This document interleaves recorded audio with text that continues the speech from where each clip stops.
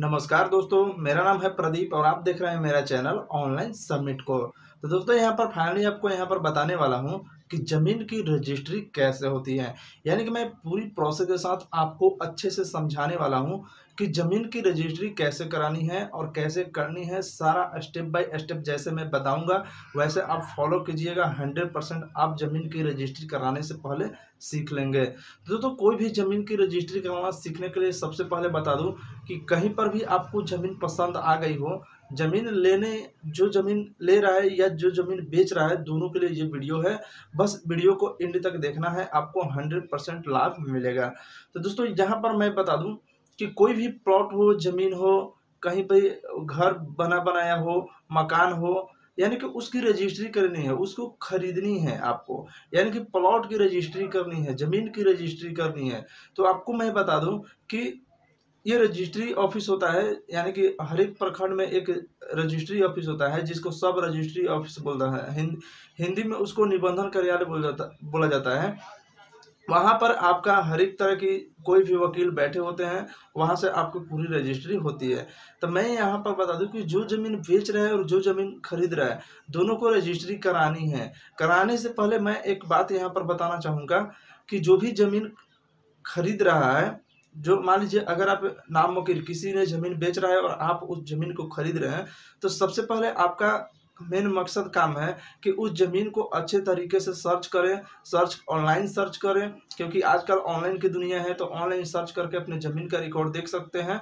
अगर वैसे भी नहीं करने आ रहा है तो किसी साइबर कैफ़े से जाकर किसी दूसरी दुकान से दिखवा सकते हैं अपने ज़मीन का रिकॉर्ड, पुराना खतियान निकाल सकते हैं, रसीद निकलवा सकते हैं। अगर वहाँ से भी नहीं आ रहा है तो जो ज़मीन बेच रहा है वो आपको पूरी दस्तावेज के साथ देता ही है, वहाँ से आप दस्तावेज चेक कर लीजिए। दस्तावेज भी अगर सही निकलता है तो अगर वहाँ से भी कहीं त्रुटि हो तो डायरेक्ट कर्मचारी के पास मिल लीजिए, वहाँ पर आपको अच्छे से मिल जाएगा कि ये क्या, ये जो ज़मीन है वो किसका है, कैसे है, कितना बचा हुआ है, क्या है, कितना बिका हुआ है, सारा रिकॉर्ड कर्मचारी आपको बता देंगे। तो इस तरीक़े से मैं यहाँ पर बता दूँ कि चलिए मान लीजिए कोई भी ज़मीन मान लीजिए सही है, हर एक जगह से जाँच पड़ताल करने के बाद पता चला कि हमारा जो मकान है, प्लॉट है, ज़मीन है, कोई भी हो, हमारा सभी चीज़ सही है और उसको रजिस्ट्री करानी है। तो रजिस्ट्री करने के लिए आपको जाना होगा अपने प्रखंड के सब रजिस्ट्री ऑफिस, जिसको बोलते हैं जिला निबंधन कार्यालय। वहाँ पर जाने के बाद किसी भी एक वकील को पकड़ लेनी है। मान लीजिए किसी भी अगर एक वकील को पकड़ते हैं, उसको बताना है कि मुझे रजिस्ट्री करानी है, तो उस तरीक़े से आपको सारा दस्तावेज लेंगे, आपका एक-एक आईडी प्रूफ लेंगे, सारा वेरिफिकेशन वगैरह जितना डीड पर लिखवाना होता है, छपाई करवाना होता है, सारा चीज़ वो वकील आपको करवा देंगे। बस वो आपको अपने लिए कुछ कमीशन लेंगे, यानी कुछ पैसे खर्चे तो लगेंगे ही, जो वकील आपका काम करेंगे। तो इस तरीक़े से दोस्तों ज़मीन की रजिस्ट्री होती है। वो तो सारा प्रोसेस करवा देंगे, लेकिन प्रोसेस के बाद क्या होता है ज़मीन की रजिस्ट्री, वो जान लीजिए, क्योंकि आपको जानना बहुत ही ज़रूरी है।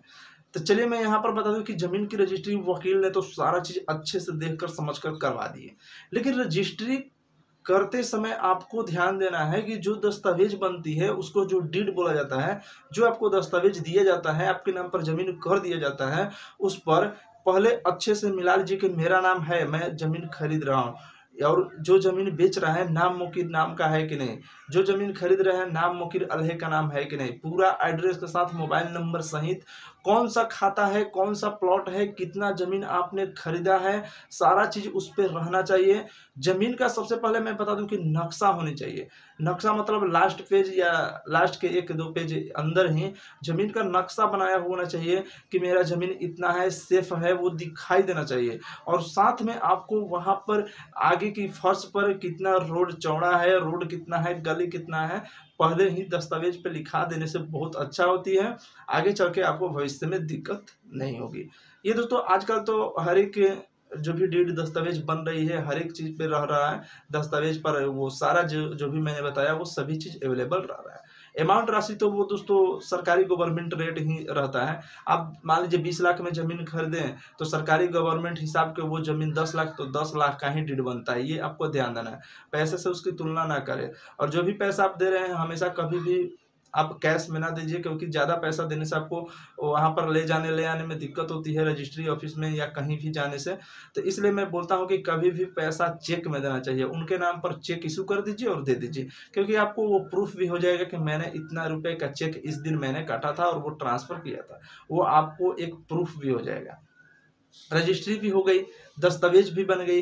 अब क्या करना है दोस्तों, तो मैं बताता हूं कि उस जो भी दस्तावेज आपको मिली है उसको किसी भी ऑनलाइन साइबर दुकान में ले जानी है। अगर खुद का साइबर कैफे है तो आप खुद से घर बैठे ऑनलाइन दाखिल खारिज कर लीजिए। दाखिल खारिज करने के बाद आपको कर्मचारी वेरीफाई करते हैं, सीआई वेरीफाई करते हैं, लास्ट बचता है सीओ के अंडर से। अगर वो वेरीफाई करते हैं तो आपका रसीद कटने लगता है। जब रसीद कटने लगता है तो आपके नाम पर जमीन रसीद शो करने लगता है, तो आपको बहुत सारी खुशी होती है कि जो जमीन है वो मेरे नाम पर हो गई है। और इस तरीक़ा से अब वो सारी दस्तावेज, फाइल, रसीद, हर एक चीज़ आप अपने फाइल में रख सकते हैं। तो उम्मीद करते हैं वीडियो आपको बहुत पसंद में आया होगा, जमीन रजिस्ट्री कराने का प्रोसेस। तो दोस्तों इस तरह के वीडियो पाने के लिए हमारे चैनल को सब्सक्राइब कीजिए, वीडियो को लाइक कीजिए और अपने सारे व्हाट्सएप ग्रुप में शेयर कर दीजिए। तो चलिए दोस्तों मिलते हैं